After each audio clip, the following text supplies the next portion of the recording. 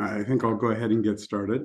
Um, Good afternoon, everybody. My name is Tom Jacobs. I work with Mid-America Regional Council, and today's webinar is to present to you our draft Regional Priority Climate Action Plan. And this has been a product that's been under development now for about 6 months. And I think that just about everybody on the call has been significantly involved in the process. So I'm hoping that you'll see yourself in here and that the draft plan that we'll put in front of you reflects a lot of the conversation and interest that were articulated over the last 6 months in the many different convenings and engagements that we hosted. To put this in context, in March of 2021, the MARC Board of Directors adopted a regional climate action plan. And since that time, there's been a lot of work involved in helping local communities wrap their arms around what that plan is and to begin implementation efforts in different kinds of ways. In September of last year, we began in earnest the development of what EPA calls a Priority Climate Action Plan, which we will submit to the EPA on March 1st, followed by the submission of a Climate Pollution Reduction Grant on April 1st. The submission of the Priority Climate Action Plan, maybe I'll just call it the PCAP, is a requirement in order to submit for the larger grant in April. So thinking back to our work in 2021, this was all done as a huge community partnership. Climate Action KC galvanized the interest and leadership of over 150 elected officials that helped us get across the finish line in a very substantive way. And we had over 1,000 people involved in that process. And the plan is, in fact, an aspirational plan, net zero region by 2050. And this PCAP is intended to say, well, what are the priority things that we can do today to continue our work on implementation?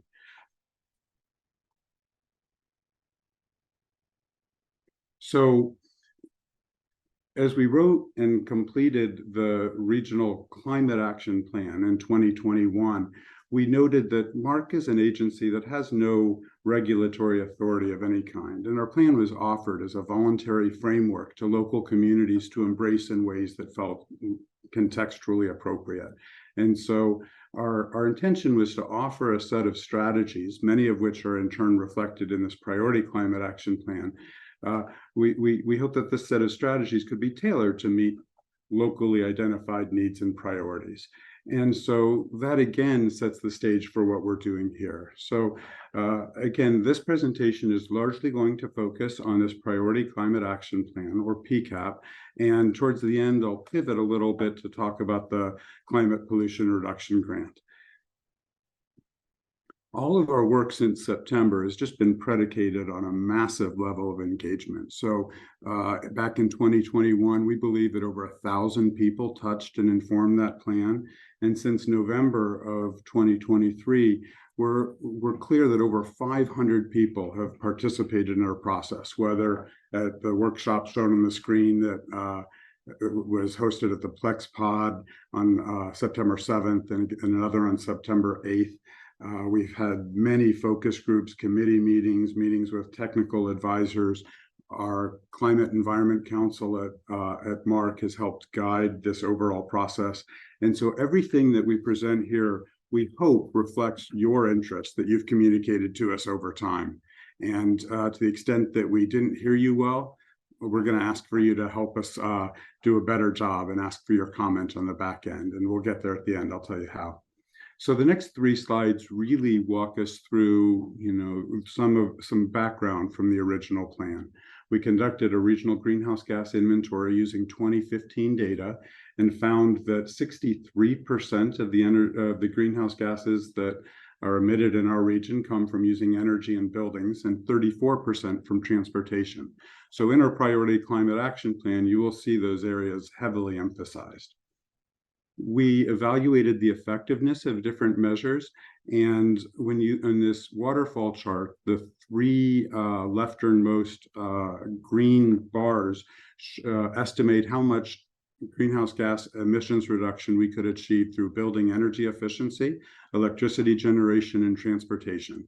And everything that we couldn't get in those three boxes and in the box of waste management, we zeroed out our accounts, if you will, by trying to figure out how much carbon we could sequester in the ground through green infrastructure, natural area restoration, and regenerative agriculture.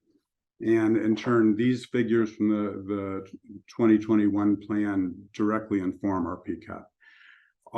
If there's one comment that we've heard above all others, it is that our work should heavily focus on and emphasize questions of social equity and environmental justice.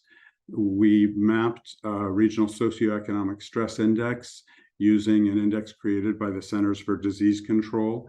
And this map really looks familiar to all of us who are experienced in this community. We know that there are very significant areas of dispersed poverty and dispersed areas of socioeconomic stress that might not be reflected on a map that's presented at this scale, but we know that we have opportunities to work across the region. And when we think about climate risk and vulnerability, our downscale climate models told us that there are 3 natural hazards which we expect to be exacerbated by climate change, which are excessive heat, drought, and flood. And we can begin to overlay those issues, thinking about floodplains or energy burdens or heat islands or areas of food insecurity or troubled mobility, and overlay those on top of our map of socioeconomic stress index to do a better job of pinpointing what we want to do from a policy planning and programmatic implementation perspective. So everything that we presented in the 2021 plan and in this PCAP is based on a very simple predicate. So much of what we need to do, we want to do anyways, right? We all agree that we want clean air and water. We want to save money by using less energy. We want to improve public health. We want to create jobs. And what's impressive to me about this, not only do we want to do this, and all of the ideas included in our PCAP are generally reflected in comprehensive plans in local communities, we've already demonstrated that we can. We've planted a lot of trees. We have vibrant urban agricultural projects. We have a public transportation system and green buildings, right? We've done all these things. So the question is, how do we do more? How do we scale up our work and accelerate our work? So what we're going to present in the Priority Climate Action Plan is work really grouped in 4 categories. It's about buildings and transportation and green infrastructure and food, agriculture, and waste. But we believe that we can really frame this whole conversation. We can tell our story in a little bit different way. And it begins with trying to figure out how can we build capacity, whether it's in the civic or public or neighborhood realms. How can we grow our community's capacity to deliver climate action? And everybody on the call here, I know, is heavily involved in doing just that at your respective organizations and communities. And so everything that we're talking about is about spurring regional transformation by building capacity. And we can group our work in really 3 large boxes, which are leveraging public leadership, catalyzing neighborhood resilience, and sustaining critical infrastructure system resilience. So when we think first about the question of leveraging public leadership, there has been so much activity over the last decade and more on retrofitting facilities, on making fleets more energy efficient, on installing green infrastructure and planning and designing more walkable and bikeable and transit-friendly communities. The level of investment and commitment to that agenda from local governments is massive. I think we probably recognized over 80 sustainability success stories at the events that Mark has hosted over the last decade. And there are many, many more points of leadership that could be demonstrated beyond that. And we believe that we can help take advantage of public leadership and use that to highlight and accelerate implementation of the kinds of measures that we propose to implement.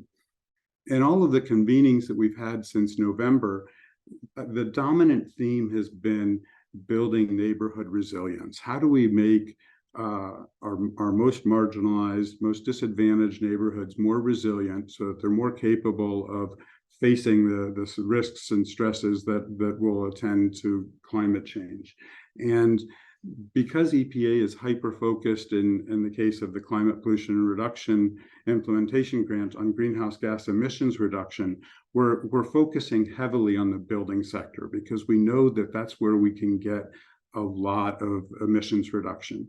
But the conversations that we've had were really much more comprehensive in nature. So we can reduce energy burdens and improve building health and lots of different kinds of buildings. But at the same time, we believe that we can transform neighborhoods and make them more resilient through investments in green infrastructure, in alternative transportation, in waste management and urban agricultural realms, in ways that really build community and create more resilience. And the final category is about critical infrastructure system resilience. So there are a lot of projects that many of our partners and stakeholders have articulated that are not that are at a different scale. They aren't functioning at a neighborhood scale. It might be a transportation corridor that crosses across many different communities. It might have to do with regional waste management systems, energy generation systems. It might have to do with natural systems whose boundaries don't align with neighborhoods and city and county boundaries. And so there are opportunities to invest in larger scale systems that build resilience and reinforce those activities that we might undertake at the neighborhood scale or in City Hall. So I'm going to shift now to talk about these four main areas of focus in the PCAP. And the first one is about building energy efficiency. And so I made the comment that not only do we want to do all this stuff, we already have done it, right?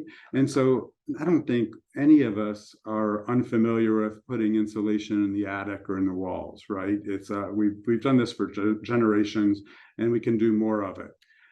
There are an array of buildings across the metro that are high-performing buildings. In this case, I'm highlighting the Sunset Office Building in Johnson County, but there are many more. And these illustrate the fact that we've already invested in these kinds of facilities and that we can do more and build upon what we've learned in the process. There's more solar on rooftops every single day. That market is exploding. There's solar across our community, and we believe that the work that we undertake moving forward can accelerate that trend. So in the building energy efficiency and renewable energy space, we are proposing four measures. The first one is investing in resilience hubs. We believe that we can catalyze more resilience across our region by investing in a regional network of resilience hubs. These could be churches, libraries, community centers, farms. And so what I want to do to describe this topic in more detail is to use an example. And the example is the Bluford Library located at 31st and Prospect. The Kansas City Public Libraries are hoping to transform this library into a resilience hub. They serve 1,000 people who walk in their doors every day and already have programming about health and wellness. So there are folks who come there today to escape the heat or the cool or the cold, but we can continue to enhance the functionality of the space in a variety of ways, right? We can turn it into a high-performing building that saves money, so that there's more resources to go into programming, and we can put in solar and batteries, so it's a functional space. And if there's a power outage, right, and folks can come in and put medicine in the fridge or charge up their cell phone. At the same time, we can continue to dial up services and resources that serve residents in that neighborhood, so that maybe they're better equipped to plant a tree in their backyard or weatherize their home or invest in energy efficiency retrofits in their home. Another thing that's compelling about that location is it's located along a transportation corridor that's of dramatic interest to the city, right? So the hope is that all of Prospect becomes a transit-served corridor that in turn spurs more investment in affordable housing and mixed-use development, right? And there are a number of proposals that are very active at the moment to invest in more affordable housing. So we believe that an investment in a resilience hub can catalyze all kinds of related activity in service of building more resilience in that neighborhood that then branches out in broader ways across the community. Of course, at these hubs, we might have tree giveaways. We might be giving away weatherization kits. We could do more programming to support transitions to neighborhood scale resilience. In terms of measure 2, we're talking about investing in quality housing to reduce energy burdens. And we're thinking about that in 3 ways. The first is about weatherization, right? This is a low cost, sort of quick intervention that provides a benefit to homeowners, maybe in a do-it-yourself mode. And that's something that's relatively easy to undertake and that has a broad scale community benefit.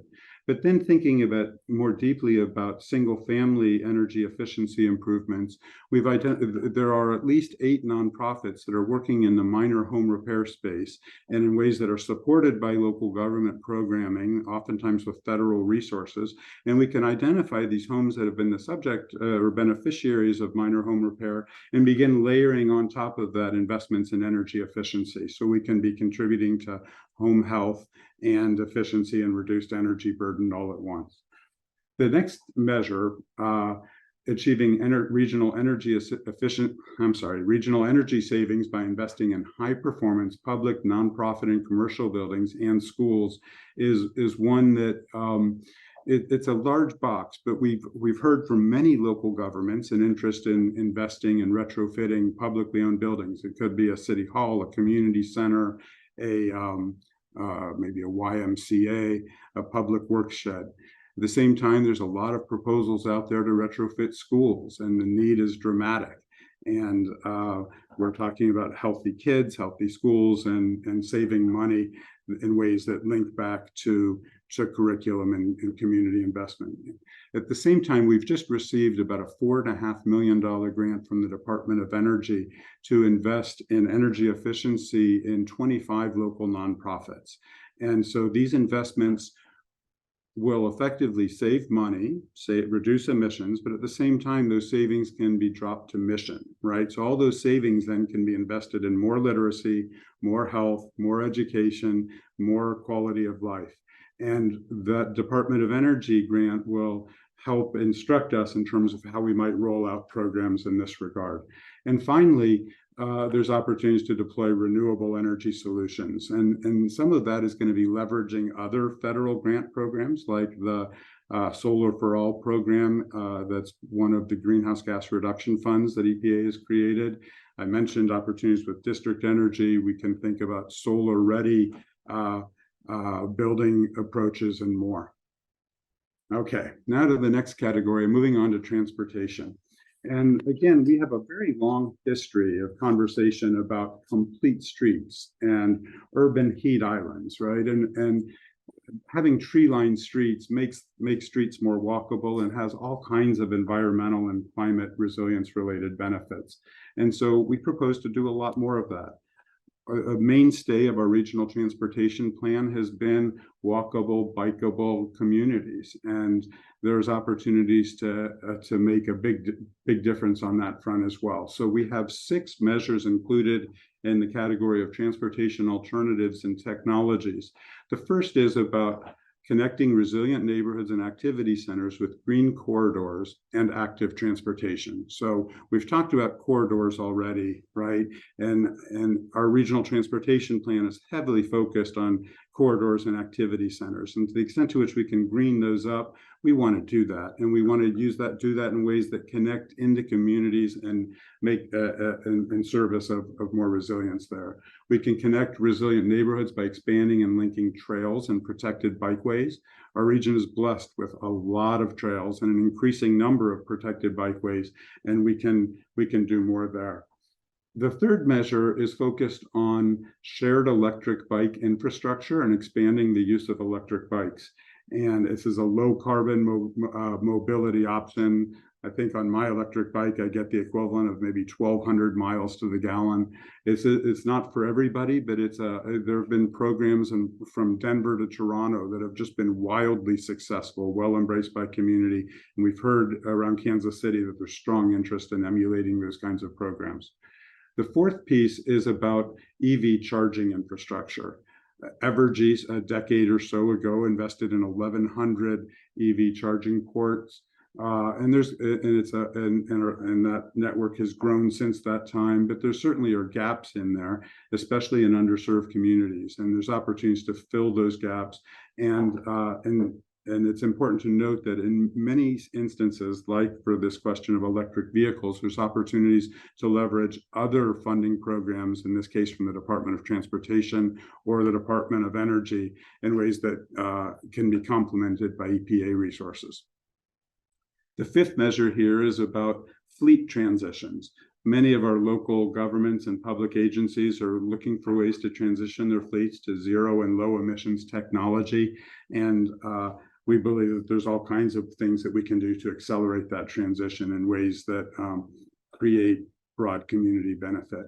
And finally, reducing the need for travel through sustainable land use and development patterns is more of a conceptual idea than a directly investable idea. But at Mark, we have funded now over 100 projects through our Regional Planning Sustainable Places program, and we can begin to overlay those projects with a climate lens to link reducing the demand for travel with heat island reduction, with building improvements, with other kinds of measures that contribute towards sustainable land use and development patterns that link transportation demand reduction with other climate resilience goals.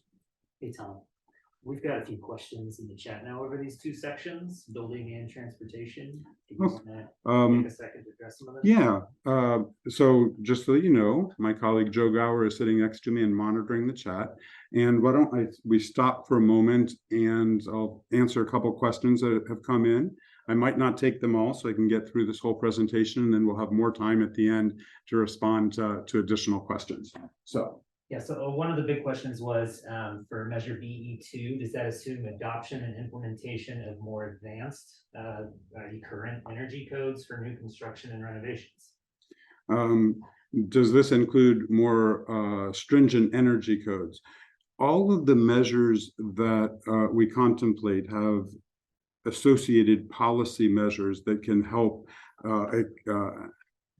drive this agenda. So one item that has been of substantial discussion around this metro area has been the adoption of the most recent International Energy Efficiency Conservation Codes, or IECC code. The most recent one that Kansas City, Missouri adopted was the 21 code. Many other communities adopted the 18 code. Everybody's waiting for 2024 to come out. We absolutely want to bring folks together to understand how we can use policy to drive change in ways that are supported by partners across the community. So the policy angle here is absolutely fundamental. At the back end of this presentation, I've got, I put that in a different place. I probably should have put it here as well. What's the next one, Joe? That's great. And we have another question about BE3. Yes. Not a question, I guess more so a statement. Jeremy Knoll is saying perhaps BE3 could include a strategy around bulk purchasing, focused on further driving down costs for consumers for LED lights, insulation, heat pumps, radiators, opportunity to partner with Evergy, Lowe's, Ace, Home Depot, and make these federally incentivized technologies lower cost at point of sale. Joe, thank you for reading that. Jeremy, that's a fantastic comment. There's a lot of opportunity for cooperative procurement to drive costs down to implement a lot of these measures. It could be by bulk purchasing 5,000 weatherization kits, right? Or heat pumps or insulation or other sorts of products.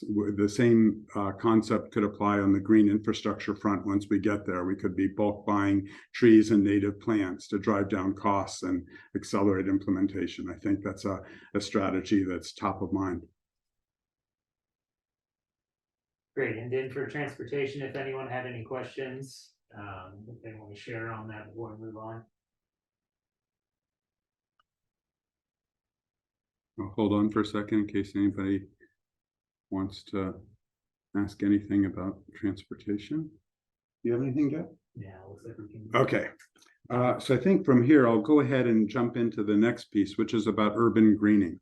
So our whole concept is about how do we weave together all of these different elements in a kind of holistic approach that serves neighborhood resilience and infrastructure systems and local community planning and implementation. And so, you know, I love these two slides. This old white oak tree on the right and the left, a beautiful coreopsis.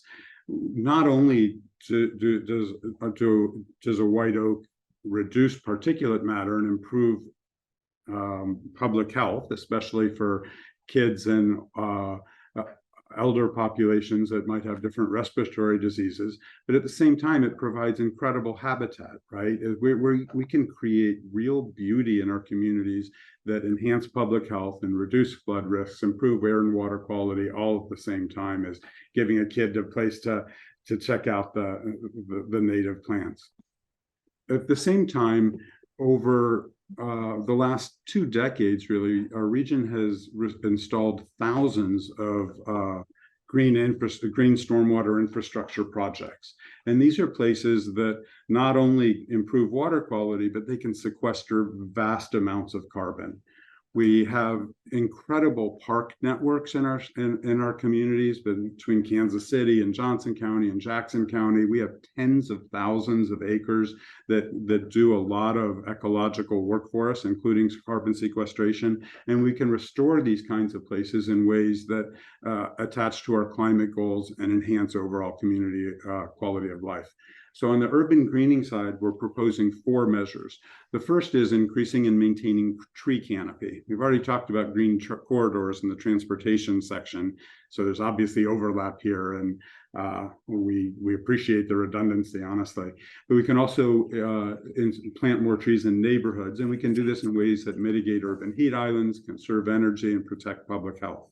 And the next, and the heat island piece is one, it's come up a lot of times. And, you know, we've launched a pilot project with Evergy in Northeast Kansas City, Missouri, and we believe that there's opportunities to regionalize that concept through with the EPA resources.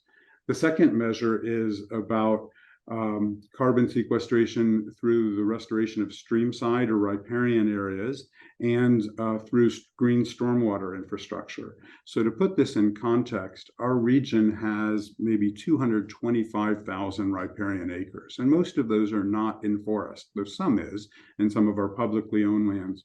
We can restore these places in ways that dramatically reduce flood risks under future climate-driven precipitation regimes, while at the same time putting a lot of carbon in the ground and beautifying our greenway trails next to our creeks to support alternative transportation. On the green stormwater infrastructure piece, I'll just jump down to the next slide. And in this case, I did include a policy measure as one of the measures for this sector. We believe that the adoption of the new standards that are under development can sequester literally millions of tons through anything from riparian restoration to you know, the bioretention cells in rain gardens and other water management features that we might devise. There are other related policies that we've advanced, such as tree protection ordinances and native landscaping ordinances that again support land stewardship and carbon sequestration. And finally, the last measure probably could go here, it could go elsewhere in this report, but we know that to do all of this work, we need to build more civic capacity to get it done. There's a lot, we have a lot of talent, and we need to build up our capacity to implement. So moving on to regenerative agriculture and waste, again, it's been remarkable over the last decade or more seeing the explosion in urban agricultural projects.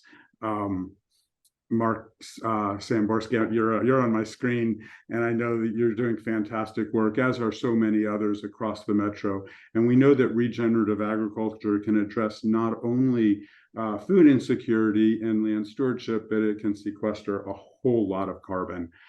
Matt Riggs on our staff has just worked with a broad partnership about looking at food waste reduction. As a metro, we throw away about 300,000 tons of food waste into landfills every year.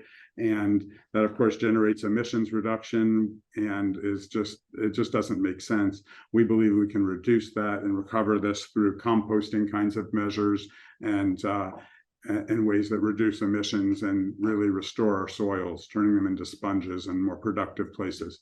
And so in this category, we have 4 measures. The first is building the capacity of regional food system stakeholders. This could be investments in buildings, in workforce development, in technology. We can help grow this system so that there's more, so that our regional food system is stronger and ever more productive. The next piece is investing, like we spoke about resilience hubs. We believe that we can invest in more regenerative agricultural facilities, and by doing so, we can solve multiple problems at the same time. I mentioned this 300,000 tons of food waste, and there's significantly more organic waste on top of that. We can compost it, we can use it, we can divert it to local livestock for feed, and in the process, we'll create more jobs and will create a very, very long list of co-benefits. And finally, reducing food waste, whether it's at schools or at a commercial level, has a lot of, is of significant importance to many stakeholders who participated in our process. Okay, I'm almost done. This is my last slide for the PCAP before we open this up again. There are a whole lot of measures that apply to each of those other 4 areas, right?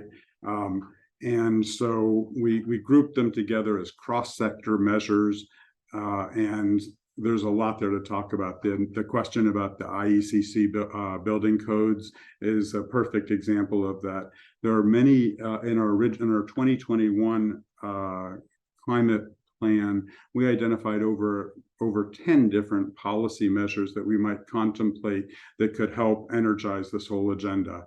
On the energy side, it starts with IECC, but maybe we would consider building performance standards, or maybe opportunities to think about solar-ready construction and building retro-commissioning and more. Create a lot of opportunity. On the green infrastructure side, I mentioned a couple things.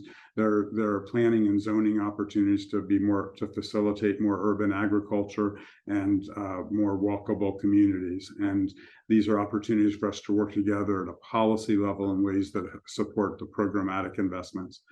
All of the work that we've contemplated requires an equitable and green workforce. That's something that was discussed many times at our different workshops and convenings, and we're absolutely focused on this piece. Empowering individuals to reduce greenhouse gas emissions through action.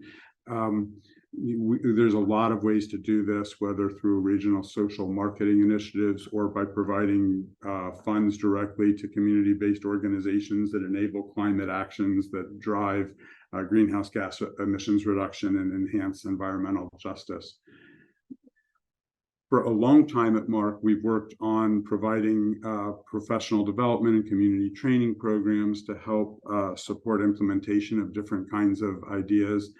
And we believe that we can do a whole lot more of that. On the building side, we need to train auditors. There's opportunities to work with designers, with contractors, with lenders. There's so much opportunity there. On the green infrastructure side, we're going to train everybody about our new standards and how to do it, and help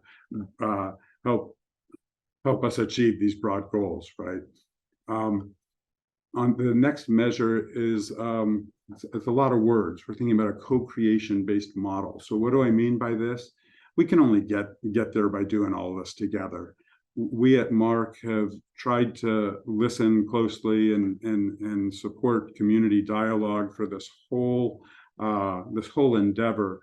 And as we continue to make progress on all of this, we need to create platforms that enable us to work together to figure out how we're going to roll out programs, what policies would be most effective, thinking about how we're building capacity at multiple scales, how we're evaluating, how we're measuring if we're doing a good job or not.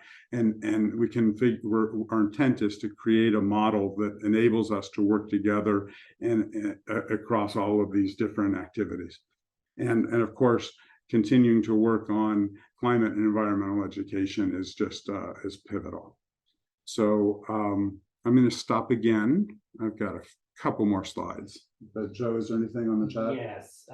So I'm gonna go back and actually just combine a couple of comments here. One from Jordan Scheel from Jerusalem Farms saying that a lot of the best products for energy efficiency aren't on the market because we're so slow in adopting new energy codes. And also from Bill Roush saying that we need to have market pull in the metro area. He said someone who just bought a heat pump water heater from a major home improvement center had to be shipped from Texas, taking a 10-day journey through Topeka to get delivered here. So. Well, I appreciate both of your comments. Jordan, I know, so much of our conversation has boiled down to, for example, the great work that you guys are doing at Jerusalem Farms and trying to figure out how we learn from all of your experiences and take another step is just a huge part of our thinking. And Bill, you're 100% right. Thinking about market development, whether it's to have more electric vehicles sold in our market or having heat pumps. I mean, these are important. Okay. There's another question here about Kansas City's tree nurseries. Are they in town, local? Are they shipped from a regional or more distant location? Getting this approach to be more local could reduce transportation emissions and potentially localize the investments. I couldn't agree more. And there are quite a number of local tree nurseries that produce, from which local communities buy. I know that the Missouri Department of Conservation has invested in a big nursery in St. Louis, which supplies many local projects. There have been discussions about creating local nurseries together with MDC or others, and but the point is 100% well taken. And then one last question to you. This one's from Jerry Schechter. Would FA2 in the food and ag measures, would that include emphasizing use of applications such as Johnson-Su soil amendments? Thanks, Jerry.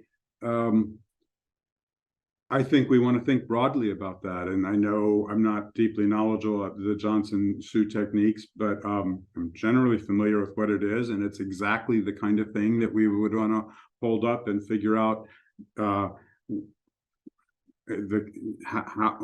we can accelerate adoption and use of technologies like that. I think there's a lot of different things that we might contemplate, and that's clearly in the mix. I think that's all we have for now. Okay, so I'm going to do a little pivot here in this presentation and with an eye towards where we're going in our grant writing. So we've had a lot of conversation at our Climate Environment Council and in our different convenings about, well, what would be the criteria that we would use to pick projects and different kinds of programs across all of these different sectors. And of course, emissions reduction, cost effectiveness, environmental justice, and community benefits are at the top of the list for a reason. Thinking about how replicable different ideas are, how many co-benefits we get, how much they can really transform the community are front of mind, right? And so as we make an argument to EPA in our grant application to roll out programs of projects, we would propose literally to receive funds from EPA and then to create local competitions or issue RFPs, if you will, to help fund different kinds of ideas that are consistent with these criteria in the spirit of our PCAP. We thought that there would be significant value in having a very small number of instigative shovel-ready projects. And so in conversations about those things, I want to bring you back to the slide at the beginning of our presentation where we thought we can group our ideas into these questions of leveraging local government leadership, neighborhood resilience, critical infrastructure system resilience. And we're suggesting that there might be some initial investments in rooftop solar at a community facility, a public library retrofit, maybe investing in urban trail linkages where there's gaps in a regional system that would significantly connect the dots. At the neighborhood resilience level, talking about home retrofits together with nonprofits and local agencies, weatherization, tree planting, native landscaping, investments in e-bike and e-bike infrastructure, and environmental justice leadership. In this last bullet, what I mean by that is contemplating the awarding, passing through resources directly to community-based organizations to invest in climate actions that meet specific locally determined needs and priorities, and that also, of course, address greenhouse gas emissions reduction.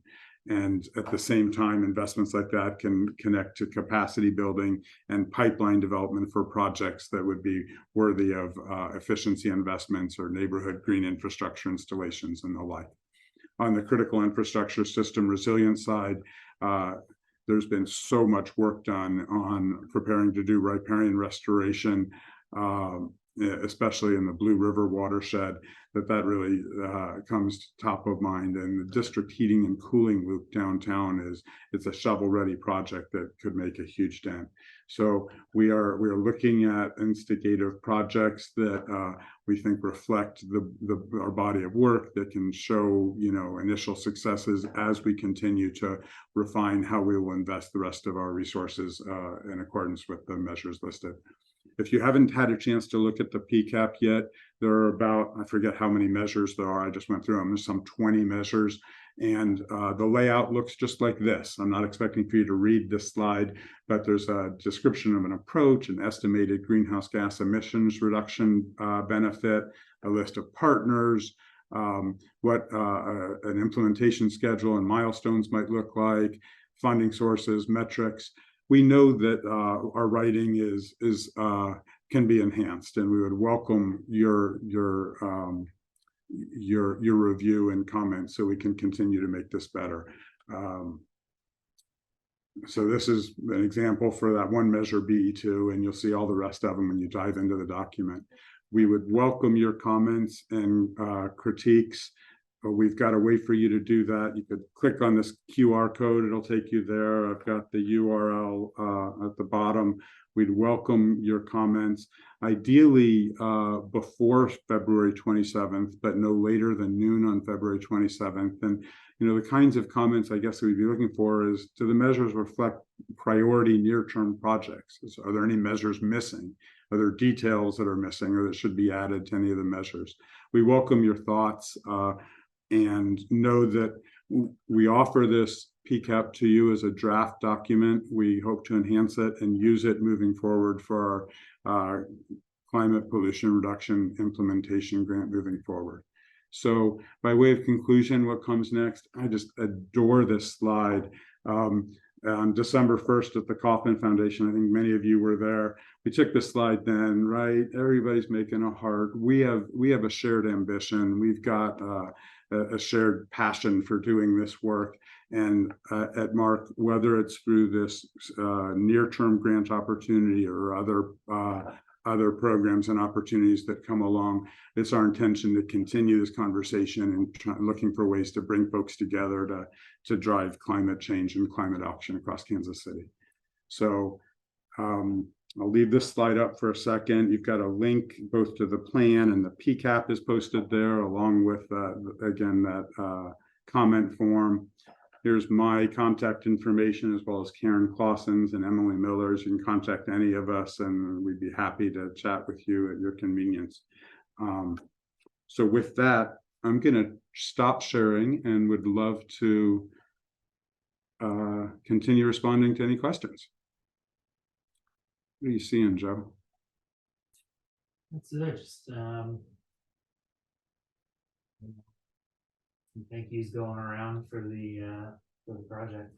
Well, while you all might contemplate putting more questions into the chat, I want to thank all of you for joining us. I know that everybody on this call, when I looked at the roster who is dialing in, I know how much work you've put into both our process and all of your work at your respective communities and agencies and organizations. So I appreciate everything you guys are doing. One last question. I see it. I see it. Yeah. So Nikki, will there be another webinar with more specifics on the climate pollution reduction grant? Yes, there will be. We'll push out a time, I think in the first or early in the second week of March, where we'll walk you through what our thoughts are. There will be a lot more detail. We'll be taking these measures that you've seen today, and we'll be applying units to those and estimates of impact and benefit. And hopefully that will let us get much more specific in terms of where this conversation goes. In the interim, of course, it's our hope that PCAP is a useful document for broader planning purposes and contributes to, community conversation that allows us to figure out how to work together better, smarter, more impactfully. Let's see, I see the question from Jan Fadley. Will smaller projects be considered those within a single city? The answer is 100% yes. The intention with the so-called instigative projects would be to roll out resources quickly to some small number of projects to demonstrate initial success. It is also our intention to roll out funds through competitive yet collaborative processes that enable many more small projects to be undertaken within a single city, within a neighborhood. And we'll have to work together to figure out the best way to configure those programs so that we can get the resources where they'll do the most good. But Jan, the answer to your question is decidedly yes. Is there any possibility that funds might be available? Jerry, I'm not seeing the rest of your question. I'm not sure I get it yet. In terms of timeframes, we will be submitting our grant on April 1st. We are told by EPA that they expect to make decisions by July. If they're able to go that fast, my guess is it would take 2 or 3 months to get a contract agreement, a grant agreement done. So we'd be able to get to work toward the end of this year. That's my thought on timeframes. Jerry, I'm not sure if that's where you're going with your question.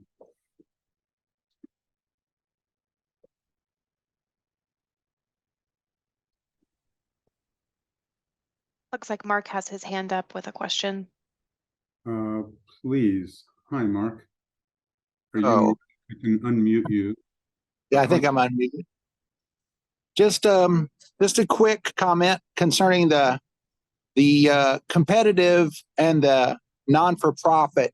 Those two words, when I like the word cooperative and working together with teams of people. We work with several firms now, and the competitiveness is right now urban agriculture against standard big agriculture. And we're like the people, we're the David against the giant in the competitive world. But I'm just saying, getting the people together is the key element. And that word competitive, I understand completely as not a non-for-profit. And yet I see so much of the non-profits not contribute back that competitive that competitive advantage that they have in the non-for-profit world against people who are trying to establish new businesses and ways of being. So Mark, what I had in my mind when I used that word was going in a different direction than you just went. And that is EPA will have a concern about the open, transparent procurement of services or deployment of funds. And so I was using competitive in that context. And certainly we prize collaboration above all, really. How do we work together to get all this done? And so I would imagine that the spirit of collaboration would be a fundamental evaluation criterion for how we would select projects, moving forward. And of course, to your point about the competitive nature between, say what you're doing and more traditional agricultural practices, our fundamental goal is about resilience, right? And so that's what we're talking about here. Thank you, sir. Okay. Jerry, I see your question. I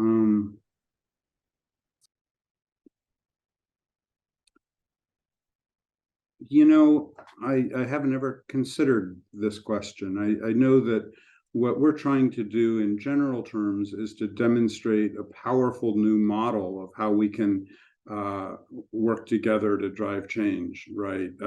So it's more about demonstrating new models than fighting against old ones.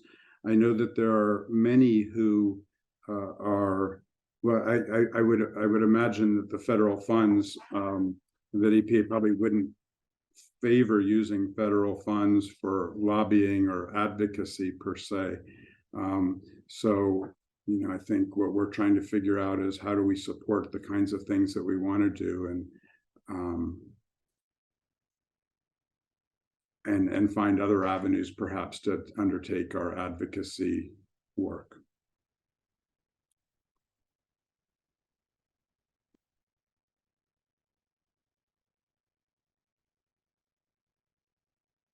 Well, okay, let's see. Thanks, Jerry. Well, I'll hold on for a minute in case there are any additional questions. But again, I appreciate everybody taking the time to join us today, and for all of your previous involvement in this work. I think we're in a good place as a community. There's so many of you are doing such terrific work, and we hope to be able to create more resources to support more of it so we can continue on our path. So thank you all. And also let me just briefly thank the members of the MARC team who are involved in this. We've got a big team over here, and folks are working really hard to try and produce this plan and all the work around it, including today's webinar. So I'm not going to name everybody, but I just wanted to take a moment to acknowledge, the awesome staff that we have here and their hard work. So with that, I thank you all and wish you a wonderful day.